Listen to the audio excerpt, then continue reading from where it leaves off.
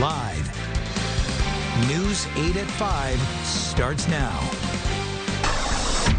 May 15th, 2018. This time last year, Storm Team 8 was on the air tracking a line of severe storms. This is something that could be a life-threatening situation. Tornado warning is now expanded across into Middlesex County. Those violent storms birthing 4 tornadoes that left a path of destruction in their wake. It looks like a war zone. Trees toppled, power lines torn down, homes leveled. It's absolute insanity. This is once every 1,000 years. 1 year later, Connecticut is still picking up the pieces. And there is a lot more work to be done, too. Good to have you with us tonight, everybody. I'm Darren Kramer. And I'm Jocelyn Memento. Ann has the night off. May 15, 2018 will go down as one of the most active tornado days in Connecticut history. The 4 twisters touched down in Southbury, Oxford, Hamden, Winsted, and Barkhamsted. And that wasn't all. A powerful microburst and macroburst ripped through Brookfield, Danbury, and New Fairfield, killing 2 people. Now, 1 year later, some areas have recovered, some are still rebuilding, and others have been changed forever. There are still trees strewn around in Hamden, as you can see in video here. This is from one of our drones. And Sleeping Giant State Park is still off limits tonight, a year later, because of all the tree damage they have had there. We have live team coverage tonight on the long path to recovery, beginning with Storm Team 8 Sam Cantro, who is live in Hamden tonight. Sam. It is really unbelievable that it's been an entire year, but there are so many trees here in Hamden that are still ripped up and just tossed in the woods. You know, Hamden is an area that tends to be featuring a lot of woods, especially here in the northern part of Hamden. And I'm joined by Megan Germain, who still is not in her house yet. But you're close, though. Close. Hopefully Friday. We're going to be moving back to our house after 1 year of not living in our home. Which I'm sure has probably been a very stressful process. Tell me really quickly about how your day went on May 15th 1 year ago. On May 15th, we were doing normal stuff, baking cupcakes for school, and we're listening to TV, and all of a sudden the power went out, and I thought it would be funny to watch a tornado come through, because tornadoes don't come through Hamden, but they do. And all of a sudden, I was being yelled at to go to the basement, and a tree went right through our house, and all you could hear was glass and like a train coming through. So it was a little scary. That tends to be the sound that people usually associate with something like that. What happened when you walked upstairs in your house after you clearly knew something really bad happened? I walked upstairs and I saw rain coming in through my first floor of my house, and I know I have a second floor, so how is rain coming through the first floor? Mm-hmm. So I went upstairs and I said, oh man, there's sky upstairs. Like, you shouldn't see sky up in your upstairs of your house. So there was a tree right through the kids' room, destroyed their whole room, and destroyed our whole house. But the good news is you're going to be back in your house very soon. So that's the good news for her. She's going to be back very soon, hopefully later on this week. Unfortunately, that's not the same case for so many other people here right in Hamden. Noelle Gardner is out live right now, and she spoke with some people also. And Noelle, there are still people that are not in their homes, and it's been an entire year. That's right, Sam. Some people are still not in their homes yet, and others tell me they're doing some minor repairs. A year after a tornado touched down in Hamden, some residents aren't finished rebuilding. Just touching up, getting the fence finally stained and painted, and starting to do the grass, get everything somewhat back to normal now. The last thing we got to do is just paint the house. Over 200 homes were damaged in Hamden, and thousands of trees were uprooted. We had trees hit our garage, we had trees hit our shed. While some neighbors are back to normal, others have a long way to go. If you don't have the money, the trees are going to stay there for a while. It's getting there, but some people have it worse than others. Hamden Mayor Kurt Lang came back to the areas today that were devastated. Some lawmakers are proposing an emergency declaration bill to get people the help they need. The mayor says not all tree removal was covered under homeowners insurance or FEMA. And we had different residents that had given us estimates between $50,000 and $75,000 on the higher side, and many folks that were between the $10,000 and $20,000 area. That's not money that people have, in an account that's available to use. Our Lady of Mount Carmel Parish held a special mass today and talked about the faith in the community. The parish donated 50 maple red trees to residents to replace some of the trees that were lost in the tornado. It's important for rebirth. You know, a lot of times things will come into your path in life. You know, devastation comes often to everywhere. And it's just so beautiful to just start rebuilding again.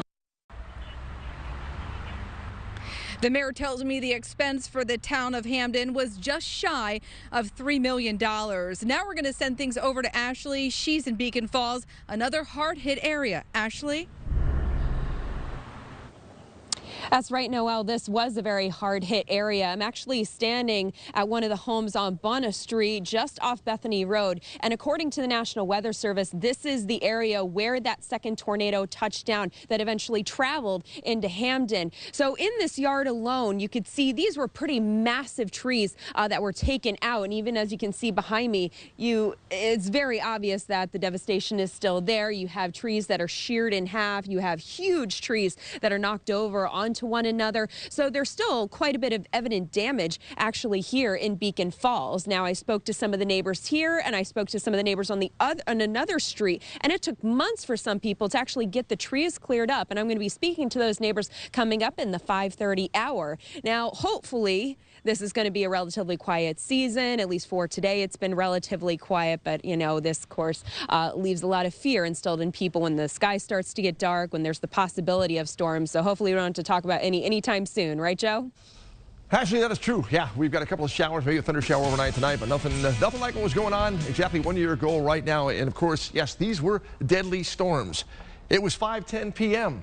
Yes, 1 year ago right now. New Fairfield, Brush Hill Road.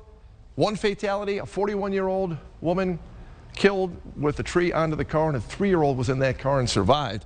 Candlewood Lake area, Danbury, one fatality, tree fell on a truck. And of course, it was Danbury too, where at Henry Abbott Tech, a teen was hit by the roof of the dugout and seriously injured. And one of the really interesting stats here, 1,800 utility poles were broken from that violent outbreak, and 288 miles of power lines down, more than what happened in Sandy. All right, Danbury right now is quiet with a temperature of 66 degrees. Been a nice day out there. 68 right now at Long Wharf with still some sunshine. Hartford in at 66 degrees. So we have the 60s. We have it dry now. The wind there a little bit too. And a couple of showers are kind of coming in at us now. So there'll be a few showers and maybe even a thunder shower overnight tonight. Many of you are going to stay dry this evening. So if you have outdoor plans, don't cancel any outdoor plans. 60s, we're doing fine. Best shot is going to be toward and after midnight for a shower or thunderstorm to go through. And then tomorrow looks great. We're back up in the 60s, even a shot at 70 with a mix of sun and clouds. Can't rule out a shower, mainly dry. The weekend and the 8-day forecast coming up. All right, Joe, thanks. Tonight, tolls in Connecticut are one step closer to reality. Today, on a party line vote, all Democrats voting yes, all Republicans voting no, the legislature's Finance Committee has voted to advance the governor's proposal for highway tolling in Connecticut.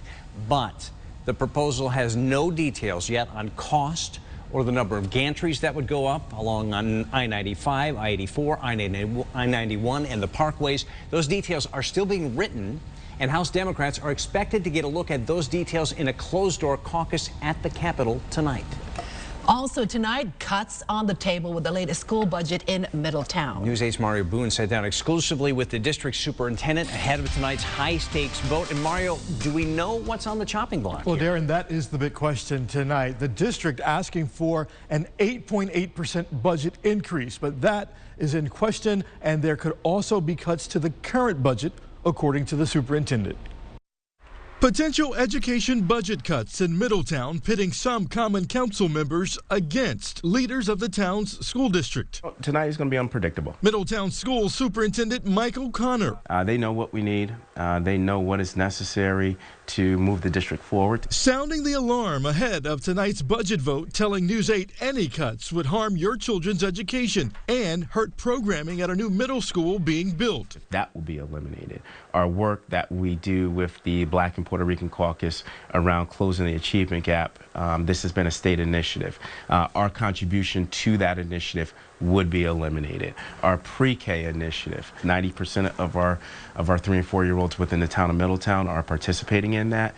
That would be eliminated. Our artificial intelligence model that we have in our K through 5 schools, that will be eliminated. And training programs like this, designed to help principals boost teacher performance, now in jeopardy. Middletown Mayor Dan Drew tells News 8 he's against slashing education. I don't believe there should be cuts in education. Associate Minister Parrish Holloman says potential cuts would spell reductions in service for his youth church members. A lot of our kids here, we teach them the spiritual side, but they also have to get the school side. Now, we did reach out to the Common Council for comment. So far, there has been no response. That meeting happening in less than 2 hours. And of course, News 8 will have a crew there. Reporting live from New Haven tonight, I'm Mario Boone, News 8.